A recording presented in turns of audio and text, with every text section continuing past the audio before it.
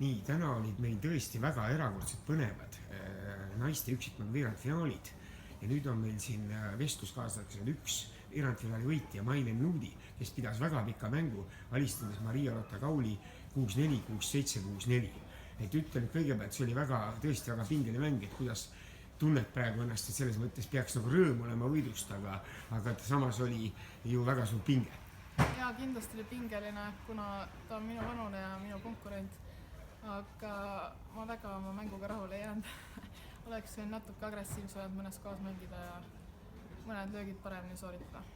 Ja nii et võib-olla sa lõpus ka natukene või taktikaliselt päris lõpus muutsid ka natuke, et ei hakanud niimoodi riskima või kuidas see oli, et sa ikka hoidsid ikka mingit pinget, ikka hoidsid?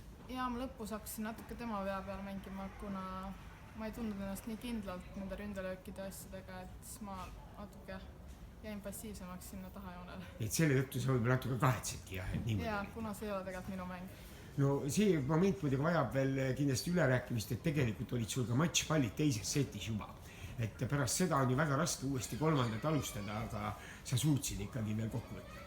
Jaa, need olid päris valusad hetked, aga ma jäin natuke pehmeks seal ja ma ei julgenud ise väga agressiivselt mängida neid matšpalle ja tänu sellele läksid nüüd teisele poole.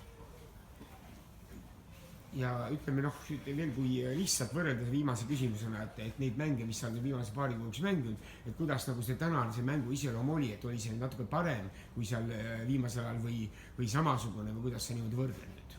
Ma arvan, et pigem olen paremini mänginud kindlasti neid eelmiseid turniire, neid, kus ma rahvusvahelisi olen mänginud. Ma olen natuke kõrgemat taset näidanud.